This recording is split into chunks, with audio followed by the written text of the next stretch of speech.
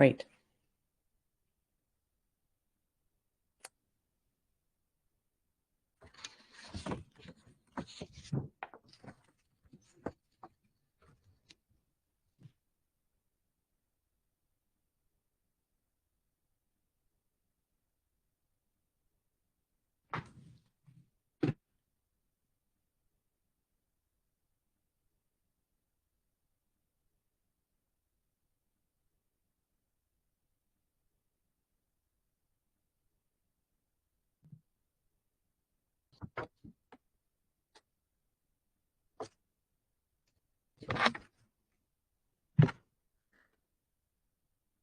Okay, looks like we are at the top of the hour here.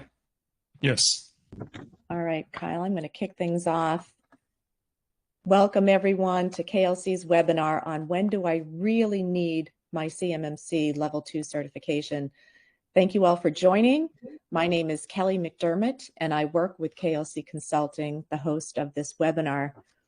So here's a little bit about KLC Consulting that I wanted to share with you. Kyle, if you can go to the next slide, that would be great. Okay, so a little bit about KLC Consulting. We're a CMMC third-party assessment organization, otherwise known as a C3PAO. We are authorized by the Cyber AB to assess and certify companies in CMMC. KLC Consulting is also a CMMC compliance consulting firm that helps DIB companies attain US DoD information security requirements. We were incorporated in 2002, and we have offices in Marlborough, Massachusetts, and Houston, Texas. So before we get going, and I'll introduce Kyle in just one second, I'm going to just go over a couple of housekeeping items. First of all, this webinar will be about an hour long, and we really encourage your questions. Just pop your questions into the Q&A at the bottom of the screen here, and we'll try to get to as many of your questions as we can. Obviously, this webinar is being recorded, and we will be sharing that recording with you shortly after the webinar is over today. And also, if you're interested in having these PowerPoint slides emailed to you at the end of the webinar, just be sure to reach out to us at cmmc@klcconsulting.net, and that will be on the slide at the very end of the webinar, and we'll be sure to send you a copy of the slides. So welcome, everybody. I'd love to present our presenter today, Kyle Lai, who is the president and CISO of KLC Consulting. Welcome, Kyle. Thanks for having this webinar with us today. Yeah, thank you so much. And I'll take from here. So my name is Kyle Lai, President, CISO at KLC Consulting. We're an authorized C3PAO, and I'm the lead CCA credential as well. So today we are going to go through just a quick overview of CMMC and the timeline, and then we'll start answering the questions. And there are some pre-submitted questions, we'll go through them as well. We'll try to go through as many questions as possible. And as Kelly was saying, try to put in your questions and then we'll get to them as many as possible. Just a quick review on CMMC. There are 3 levels, level 1, 2, and 3. Level 1 is for handling what they call the federal contract information. There are only 15 requirements. It's based on the FAR 52-204-21. It requires an annual self-assessment and an annual affirmation. For CMMC Level 2, that is the minimum requirement for handling, store, transmit, or process controlled unclassified information, otherwise called CUI. Right? So there are 110 security requirements, which is based on the NIST 800-171 revision 2. For level 2, there are self-assessment or certification assessment by a CMMC third-party assessment organization, C3PAO. If you are handling CUI, most likely you will not get a contract for doing the self-assessment, because there are less than 2% of all contracts out there that allows CMMC Level 2 self-assessment. So most likely, if you are handling CUI, you will need to get the C3 PAO to do the Level 2 certification assessment. And that certification assessment you are required to get that done once every 3 years, and also an annual affirmation. For CMMC Level 3, this is for companies. They are doing some more sophisticated work related to the weapons or some of the nuclear materials, because they are more likely be targeted by other nation states. So Level 3 also requires a Level 2 to start with, and then the 24 additional requirements based on NIST 800-172 will be assessed by DoD, DIPCAC, which is the DoD's audit organization. They'll be done once every 3 years, also requires the annual affirmation. Okay, just a little bit more about CMMC is what we call DFAR, Clause 252, 204, 7021. It is not being finalized yet, but it is coming because the Trump administration, they have put the hold on all the federal regulation that's not been finalized. They put a 60 days hold based on the information we get from Cyber AB, which is the CMMC accreditation body. So with that, we are expecting that is the CMMC acquisition rule, which is the part that the contract officers, based on this rule, they know how to incorporate the CMMC requirements into the into the DoD contracts. That's what we're waiting on. That's 48 CFR. But in terms of the timeline, we're expecting the CMMC to be finalized with a 60 days delay around May, probably around May this year. And the 60 days after that will be effective date, which is going to be somewhere around July 2025. That's what we're getting right now. There's a requirement to flow down the CMMC. Depends on the type of information that you send to your subcontractors. There's a requirement for your subcontractors to follow CMMC as well. That's what we call the flow down. Okay.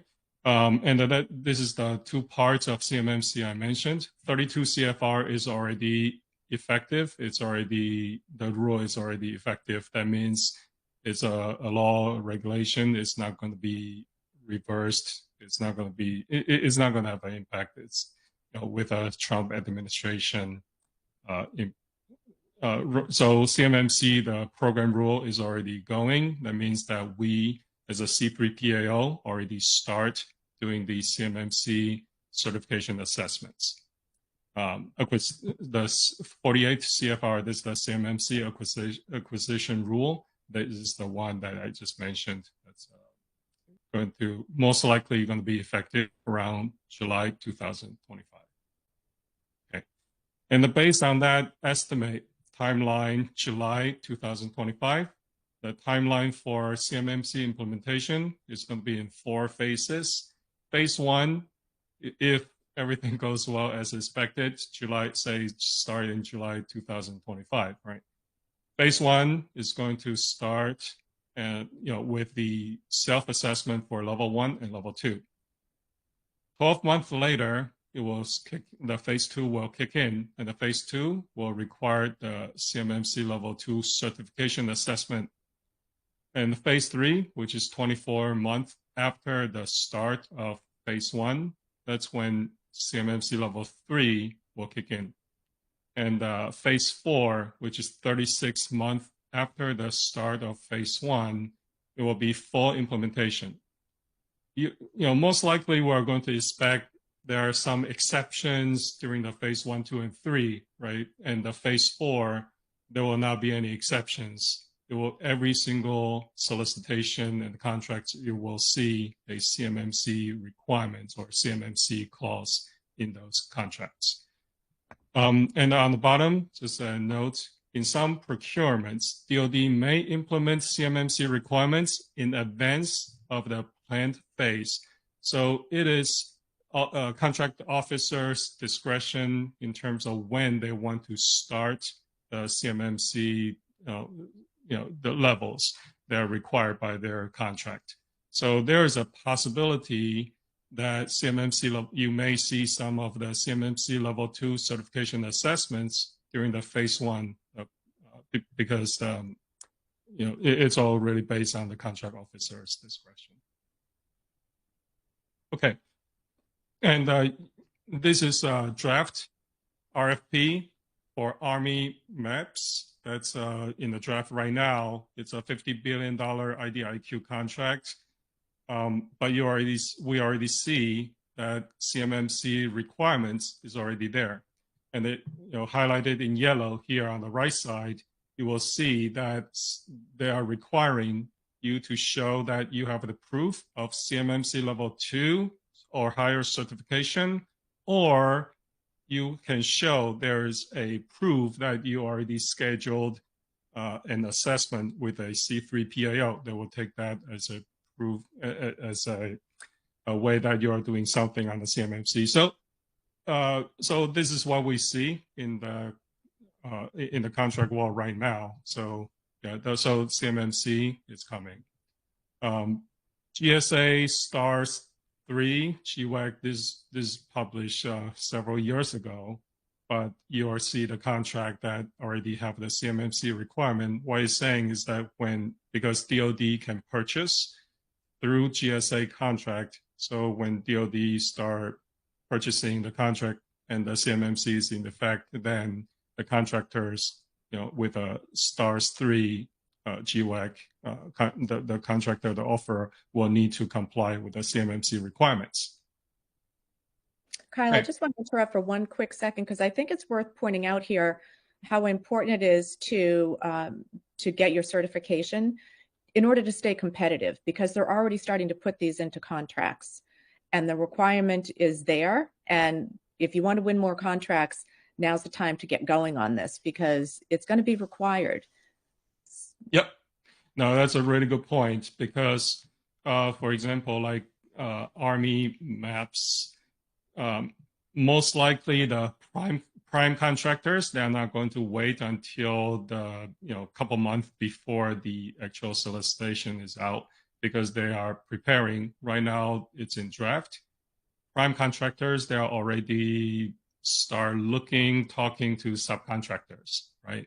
And subcontractors, in order to be on these Army maps, teaming with the prime contractors, there are either there will be, either they already have the certification assessment done, have the CMMC Level 2 certification, or they are in the process of getting that certification. So yeah, the primes, they are actively looking, talking to the subcontractors, and we're seeing that activities right now. Mm-hmm. Thank you. Yeah, thank you. Okay. All right, so let's keep going. So in terms of the CMMC assessment schedule, I want to just cover it a little bit so you know what the assessment look like. So usually for us, KLC Consulting, we have the assessment, the entire assessment is about 12 weeks. The pre-assessment phase, about 3 weeks, where we will send you, this is after you sign the contract. When we start the pre-assessment, we'll send you the request of all the information we need to see to determine if you are ready for the assessment. That is what we call the pre-assessment phase. And all the process that we do here, we follow the CMMC assessment process that published by the Cyber AB, which is the CMMC accreditation body, right? So within this pre-assessment phase, we'll ask for the system security plan, the SSP, your scope diagram, your network diagram, your asset inventory, just to make sure that you understand what is CMMC and that you have your environment scoped properly. And we'll review and make sure that we feel comfortable that you understand the CMMC and that you provided the sufficient documentation. We're not going to dig into to all the details on the system security plan, but we're going to just review and make sure that you're ready, right? Then we'll go into the assessment phase. So the 4 weeks, 4 weeks before the actual assessment, the actual assessment is just 1 week, but 4 weeks before the actual assessment starts, we're going to send you a list of the request for all the assessment artifacts that we want to see, right? And that will give you some time to provide it to us. 2 weeks prior to the actual assessment, we want to have all the support documents, the artifacts. So allow us to review, 2 weeks to review all the documentation. And the more you provide it to us, the more detail you provide to us, and also make it easy for us to review, the better we will be prepared, and there will be fewer questions we'll ask during the assessment. And then during the fifth week will be the actual the certification assessment. So week 8 in this schedule. Week 8 is going to be the actual certification assessment. If you only have one site, 1 or 2 sites, usually we will cover all the assessment activities, conduct the assessment within 1 week, right? And usually it's from 9 to 3, have the actual interview. And at the end of the day, we have what we call the checkpoint or hot wash, where we will go through, review all the activities that happen during the day, and then let you know if there are any concerns or anything that could be trending not met, and then there could be something that you can do to take care of these issues or some of the minor stuff. Right? So at the end of the day 5, during the assessment week, that's when we will discuss with you and to give you a preliminary understanding on where you are in terms of the assessment.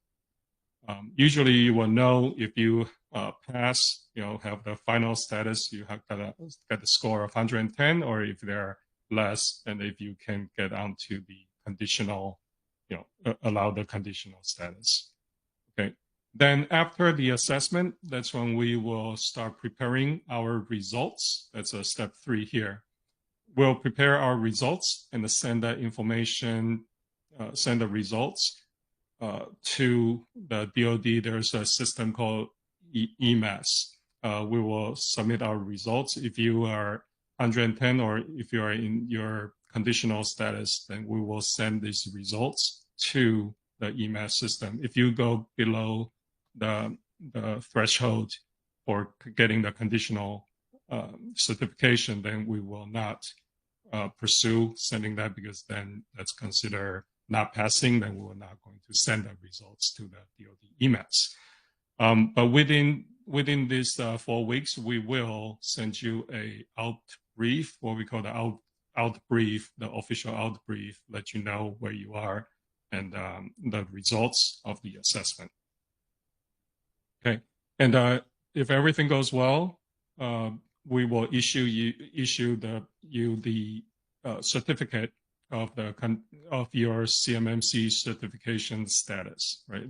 There's the conditional or the final status. Will issue that certificate to you. If you have the POEM, if say you have in the conditional status, that means you have the score between 88 points to 109. Also the deficiencies are allowed under the CMMC rule. Then you will get into the POEM remediation phase. And when you are ready, you can call us in to do the POEM closeout. Everything has to be done within 180 days, that including our conclusion of the assessment has to be done within 180 days. If everything all pass, then we will give you the convert the conditional status to a final status at that time. Okay. There are some free resources, the playbook that you can check out. This is our playbook for the assessors for the C3PAO. So this is what we follow. So you can take a look and also get an idea in terms of what we are looking for when we're going through the assessment. Okay. And this slide is, you can feel free to send a request to cmmc@klcconsulting.net, and we will make this slide available to you.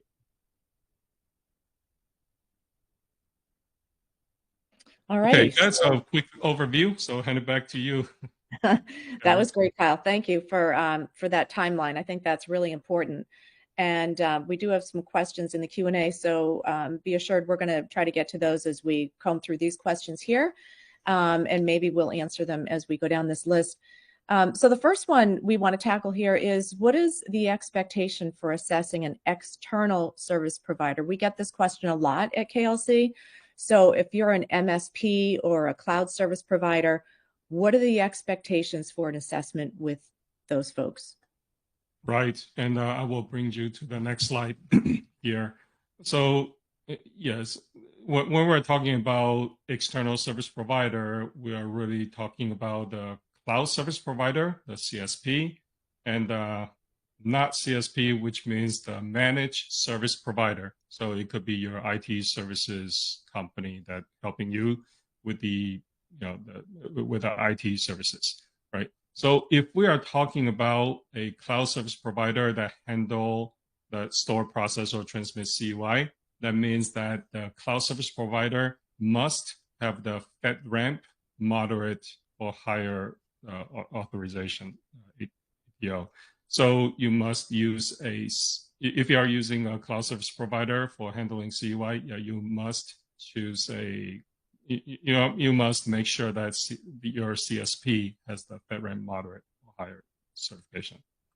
If you are having a managed service provider, on the right side, you will see here on the right side, managed service provider, if managed service provider is handling CUI, they just need to be part of your assessment. So when we go on site or when we're conducting our assessment to you as an OSC, we will want to also have the managed service provider to be there with you or be there with you when we are interviewing you or looking at the controls that involve the managed service provider. Okay. So if there's another category, security protection data, if your cloud service provider or managed service provider, if they're handling security protection data, if they're running some vulnerability assessment, tools or manage firewalls, for example, VPNs, we will also want to assess the companies there with that responsibility, or organization or people with that responsibility has to be part of the assessment scope. And as a C3PAO, as an assessor, we will assess those controls with their, get an understanding of their roles and responsibilities. And when we're assessing the managed service provider or cloud service providers, we will look at what we call the customer responsibility matrix or shared responsibility matrix to make sure that we have a good understanding on what is responsible by which organization. Okay. So that's pretty much it. Great. All right. Thank you for that. Number 2, the final rule mentions both FAR Clause 52204-21 and DFARS Clause 252-204-7012. How do these clauses relate to CMMC, and which one applies to my contracts? Okay. Yeah. So we did talk about this a little bit. So FAR 52204-21 is based on CMMC Level 1, right? It's for CMMC Level 1. And the DFAR 7012 is for CMMC Level 2. So what it is that CMMC is to verify the NIST 800-171 implementation under DFAR 7012. That's what we're verifying, if the NIST 800-171 controls the security requirements are implemented, if the implementation actually meet the security requirements, right? So how do you know which one apply to your contract? So this is when you have, this is the part that you have to look at your contract. Your existing contract, if it says there's a DFAR 7012, most likely that you are already required under CMMC Level 2 because you're handling CUI. But as the CMMC is finalized, there's going to be contract updates. So you will, most likely you will actually see a CMMC requirements, CMMC requirements and the level that you need to meet for your contract. Your existing contract will be updated. And if there are any questions, yeah, it's easy for you. It's better and easier for you to just contact the contract officer if you're a prime, or contact your prime contractor point of contact if you're a sub. Okay, great. If I'm in the first or second year of a contract and the option period or renewal requires CMMC Level 2, what's the expectation for me? Yeah. So if you are in the contract already, and as we know, some of the contract will last 5 years, right? And these after the first year, there's a contract renewal, the option period. So CMMC Level 2, if you are required to handle CUI, most likely during the renewal, these CMMC requirements will be added to your renewal, to your clause. And I mean, most likely we will see this in the phase 2 of the timeline, but maybe in phase 3. But it's really up to the contract officer's discretion in terms of when they are going to put this into their contract. Okay, what is the difference between a CMMC self-assessment and a CMMC certification assessment? When is each required, and what is the process for each? These two get confused a lot by people, and it would be great for you to walk us through this, Kyle. Yeah, everybody wants to do the self-assessment, right? If we all have the opportunity to get this, Level 1 or CMMC Level 2 self-assessment, it will be easy. But that most likely is not going to be the reality. If you are handling CUI, as I mentioned earlier, most likely you will need to get the C3PAO to do your CMMC Level 2 certification assessment. So if you're just required the CMMC Level 1 self-assessment, or actually doing the CMMC Level 2 self-assessment, all you have to do is do the self-assessment, go through the controls yourself, and then you report your results into the DoD the SPRS system, right? You just for CMMC Level 1, you just say if you are complying or not. There's no deficiency allowed. There's no gap allowed, no poem allowed. For CMMC Level 1, so you just say yes or no if I'm comply or not. For CMMC Level 2 self-assessment, you just go to the SPRS system and self-report the score that you tested to say what is your score. Okay, and if you are going for the CMMC certification assessment, that means you will have to get the C3PAO to conduct the assessment. We already went through this. I'm not going to go through it again, but this is the schedule that you just have to plan ahead and conduct this certification assessment. At the end of the assessment, then the results will be uploaded to the EMAS, and the results, if everything goes well, the score is going to be automatically populated from EMAS to the SPRS system, when it's all said and done. Okay. Excellent. All right, number 5, when will CMMC Level 2 requirements be phased into DoD contracts? I think we touched on that in the beginning of the webinar, but if you want to just high level it for those that might have joined a little bit later. Right. So CMMC Level 2 requirements should be starting after 12 months after the phase 1.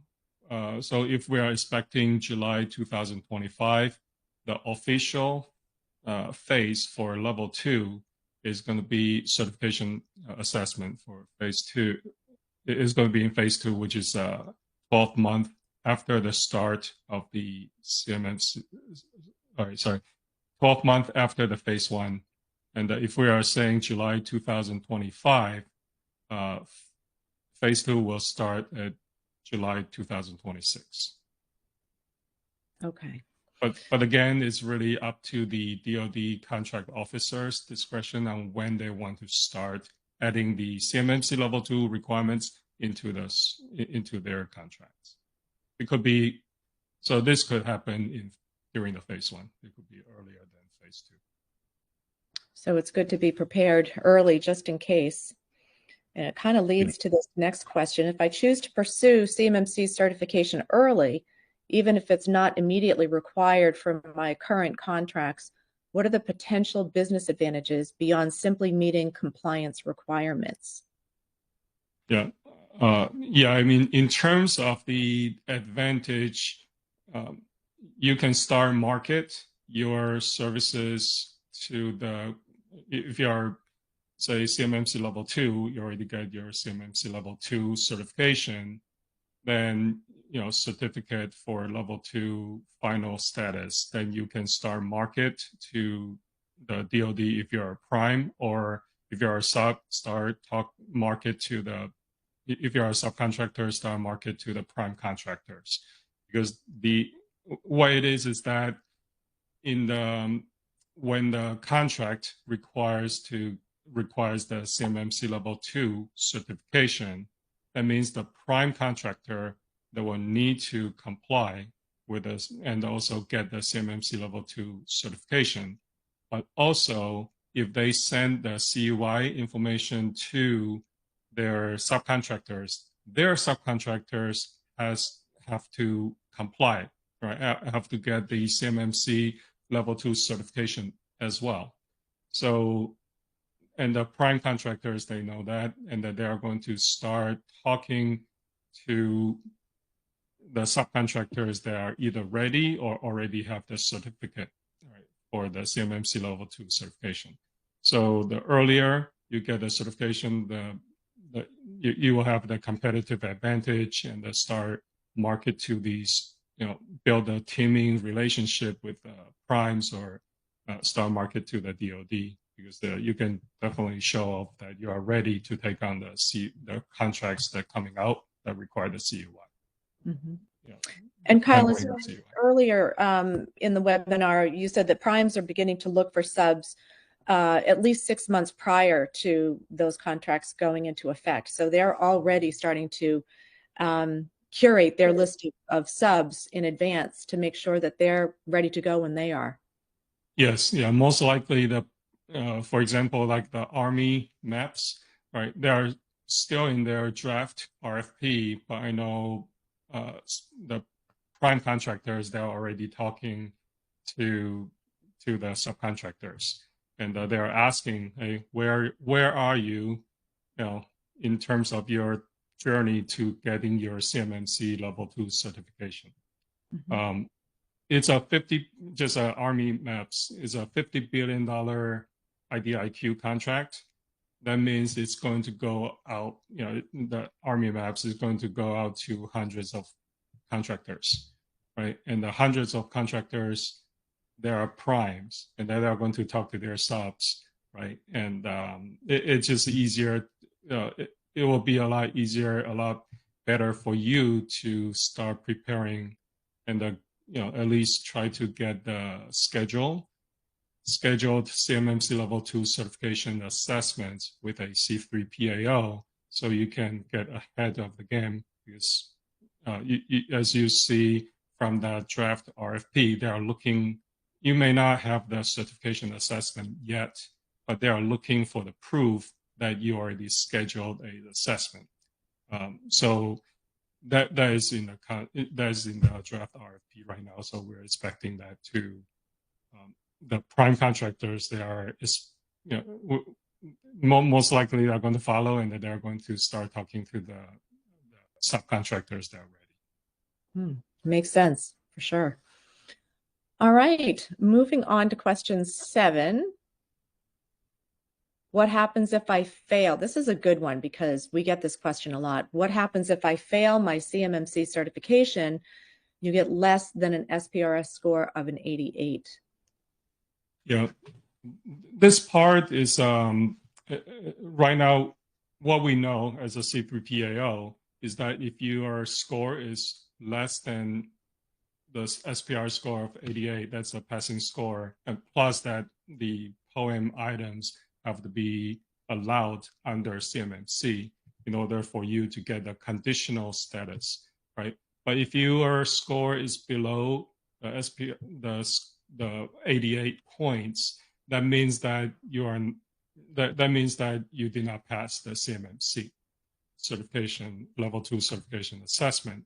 That means that you will have to go back to redo and remediate. And when you are ready, let us know, then we will start the process again. We'll have to start the pre-assessment process. There might be some familiarity with your environment already, but we have to start the process over. So that is the requirement from the DoD and the Cyber AD at this time. Okay. Yeah. So you definitely want to make sure that you are well prepared. I mean, I see the question number 8. That's kind of the follow on. It is. It's related to that. So what can you do to help with that? And you're going to answer this by what is the significance of having a mock readiness assessment prior to having a CMMC assessment? Yep. So one of the services that we offer is called mock assessment or readiness assessment, and other C3PL also have this service. Is that we want to, I mean, one of the ways that the OSCs, the organizations seeking certification, the defense contractors, they can do is to hire a C3PO like KLC. We will do the mock assessment, where readiness assessment, or however you want to call it. We will do the assessment on your security requirements, but we are not allowed to provide the consulting or the remediation service, the help. We are not going to do that part because if we do that, then we will not be able to continue to do the official certification assessment, right? So the purpose is that we do a mock assessment for your environment, understanding where you are, and identify if there are any gaps, without telling you how to fix them. You fix them yourself, and you can bring us back to take a look at your remediation, to assess your remediation, and to assess these gaps, so we can do a POEM closeout, assessment on these, on your controls, on your security requirements. And if we are done with a mock assessment, obviously, then you are more ready to go for your official certification assessment. And we will be, when you are ready, we will go back and do your official certification assessment. And because we did not or will not provide the remediation consulting, so we will be able to do the official certification assessment after the mock assessment. And this will, I mean, companies choose to have this, to do the mock assessment first before the official certification assessment. There's less chance of surprises, right? There's fewer chance of identifying something that's of a gap, a surprise. Well, and to your point too, Kyle, if you should fail, you have to do it all over again, which of course means more time and more expense. If you do the mock or the readiness assessment, you can already identify where those gaps are and prevent that from happening and put yourself in better position for passing. And Yes. Paul, if you could also just speak very briefly about the fact that you get one shot at a poem closeout. Can you just talk about that for a minute? Yes. So during the certification assessment, if you have poem items, if you are in the conditional status, means that you have a score between 88 to 109, and you are allowed to remediate these poem items or the deficiencies. So you can bring us back to do the assessment on your poem deficiencies and what we call the poem closeout assessment. Poem closeout assessment is a one-time assessment, right? We just want to see how we are doing if all the assessments are all closed, right? And they're all ready to go. So if there are some deficiencies that's still open after we are done with our assessment, we determine that some of the gaps, deficiencies, they are still open, then we will not be able to convert that conditional certification we will not be able to convert the conditional status to a final status because and then you will have to start over at that point. What we offer is that there is a mock poem closeout that we can offer to you. So if you are not sure if the gaps, if the deficiency are fully closed out, we can do a mock assessment. We'll let you know if there are still deficiencies on those poem items, right? And we can, again, we'll tell you if there are any deficiencies, but we'll not tell you how to remediate or how to fix them. We'll just let you know if there are still any things that's open. Right. And that will help you to get ready. And if there are if you say you choose to go through the mock poem closeout assessment, and we determine that everything is all good, then we can just choose to go for the official poem closeout assessments. Great. Thank you for explaining that. That's great. So the bubble above everybody's head, I feel, when you're talking about these processes and options is, what are the estimated costs for a certification assessment, and what factors can influence the cost? Yeah. So the cost, yeah, in terms of the cost, let me just bring into some of the factors that we're talking about: the size of the organization, the number of endpoints, how many assets do you have, right? The system complexity, and also the number of locations, and how many sites that we have to go on site to take a look at these systems, right? Whether you're on-prem or you're in the cloud, that will get into some the cost factor as well, and also the number of cage code entities that are in scope. And depends on where they are, we'll have to maybe visit some of the sites as well. So these all take into the factors. We do have the instant quote link over here I provided to you. So if you go here, you will be able to, if you're OSC, you can get the instant quote to get the price. So usually our price starts around about 49,000 and up. Depends on the complexity and the different factors that we mentioned here. But yeah, I mean, this is kind of how we determine, but we definitely welcome you to get an instant quote, and we can discuss a little bit more details.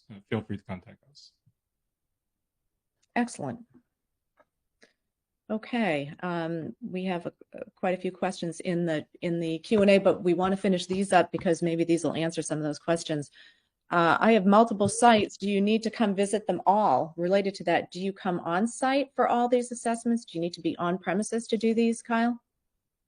This is Good question, because if you have multiple sites, it all depends on how the sites are organized and the function of these sites. Say if you have a corporate office, say if you're a manufacturer, right, you have a corporate office and you have 10 manufacturing facilities. Manufacturing facilities, they're all pretty much the same, and then you have a one corporate office, then we might just choose to go to visit the corporate office because you have CY over there, and also your manufacturing facility. We may, depends on how you set up, we may go, in terms of physical security. If all 10, say in this example, right, all 10 manufacturers all have the same physical security setup, everything is all pretty much identical, then we just go to one.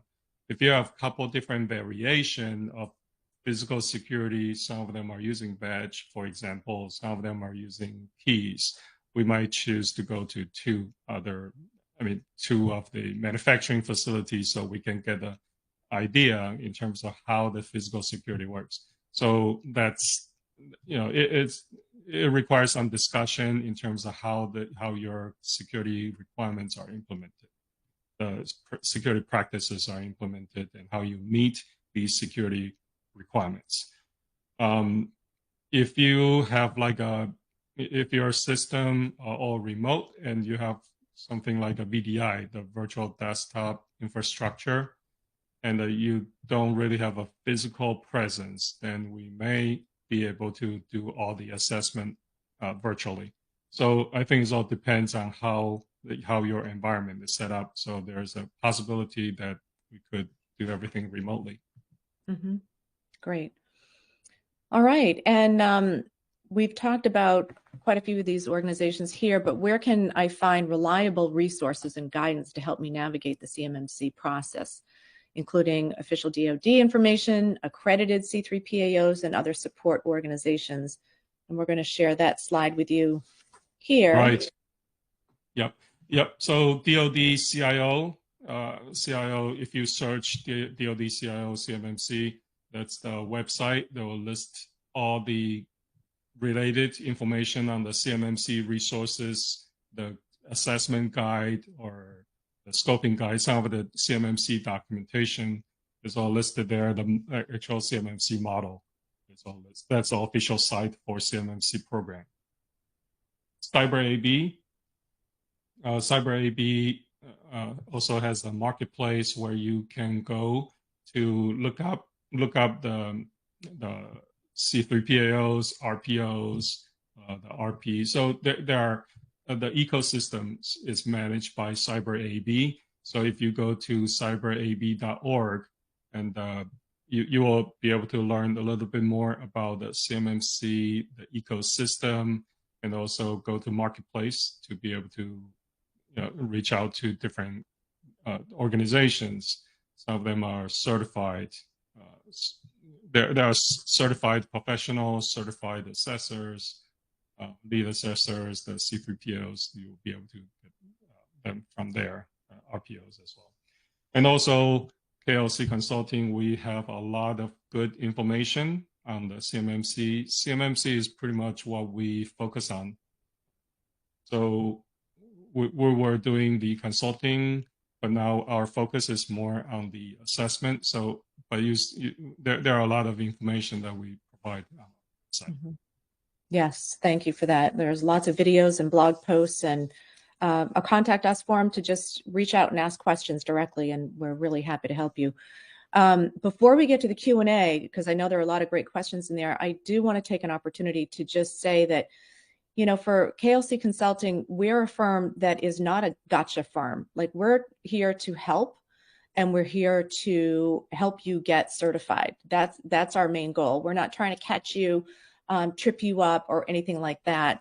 So we're looking to see that you've shown us the evidence and implemented the security practices, and can demonstrate it. And we want you to pass. So we're here to help you pass. And hopefully this information that we've provided will help you to prepare, know what's in store, and know who to contact or where to go in order to get more information on your CMMC journey. So I did want to point that out.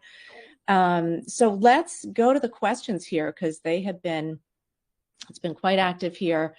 So Kyle, if you get a level 2 certification, does that cover you for level 1? So depends on the scope.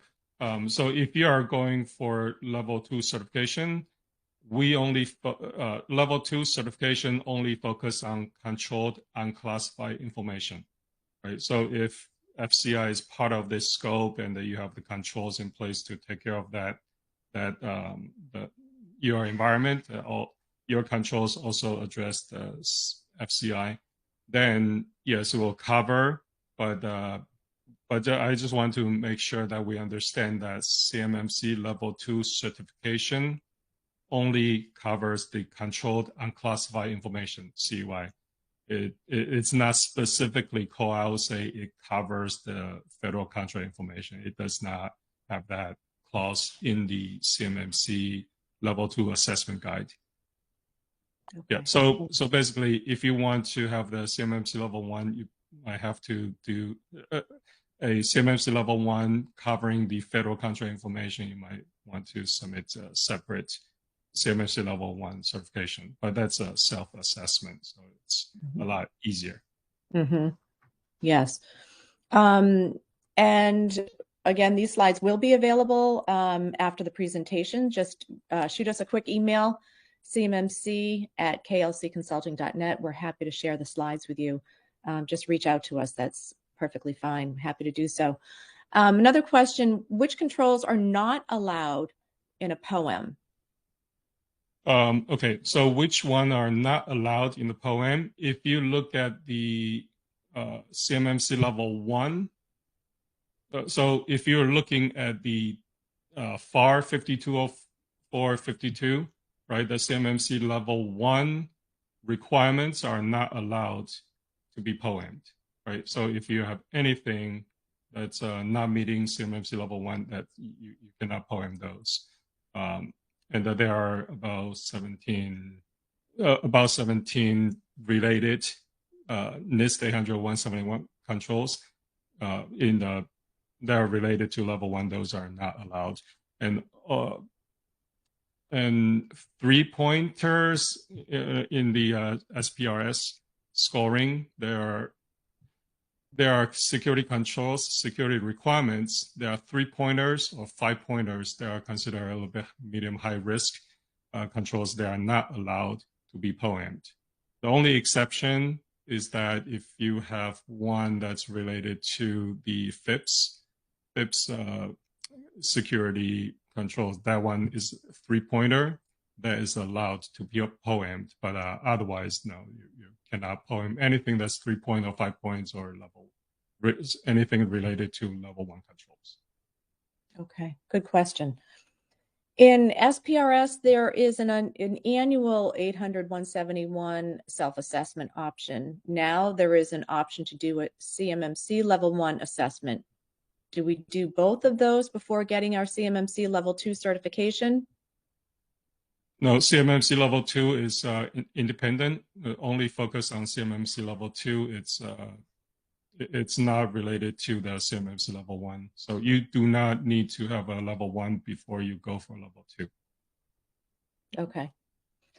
And here's a question about the OSC. What if the OSC will be moving into a new building later this year? The physical boundary and controls will be changing.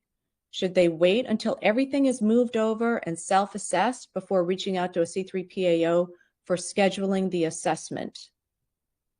I think this is going to be the business decision, but the requirement 48, we still have to get the 48 CFR, the rule, the acquisition rule to be finalized.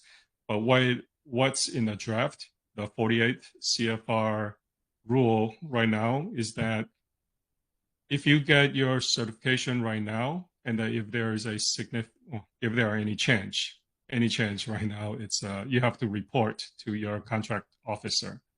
I mean, there's a speculation that really mean a significant change. So if you're moving your physical environment to a new building, and there could be some significant change, right? There could be some differences on how you manage your physical security.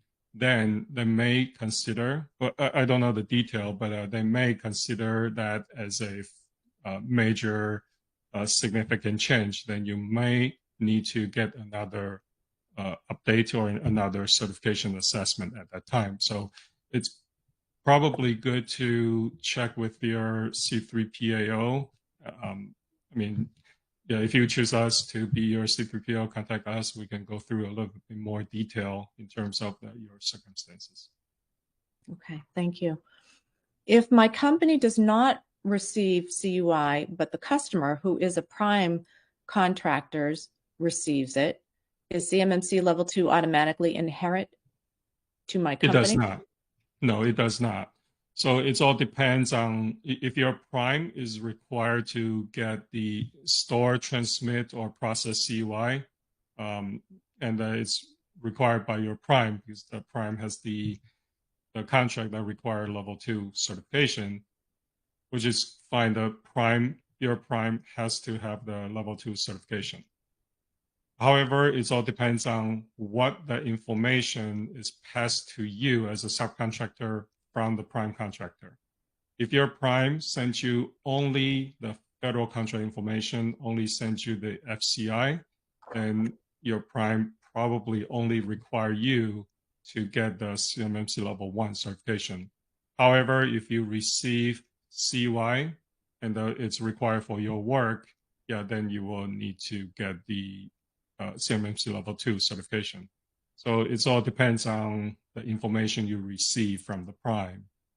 If you are only required, I mean, if you or your business only need to get the federal contract information, you don't really need to have the level 2 you don't need to have the CUI to perform your work, but your prime still send those CUI to you. You might be able to talk to your prime and push back and say, don't send me the CUI because we don't need it to perform our work. Then you can simplify that process and stay at just require the CMMC Level 1 for your organization. Okay, thank you. And then how long will the OSC have to wait to be assessed at Level 2 after signing the contract? There is no requirement for us. I mean, you can reserve a time. Some of our clients, OSC already reserved to November, December, or 2026. So we just require a deposit to hold a date. And then, I mean, we know things change. For us, we do have three lead W2 lead CCAs, lead assessors with us, so we can be flexible in terms of our time. If you need to change the schedule, because we are not. I mean, we do use some 1099s in some certain assessments, but for us, we mostly will be performing the assessment using the internal W2 based lead assessors, so we can be flexible on the timing. And if you need to change the schedule, we can be flexible. So, yeah, I mean, you can schedule anytime the contract, put a deposit, then we can be flexible on the schedule.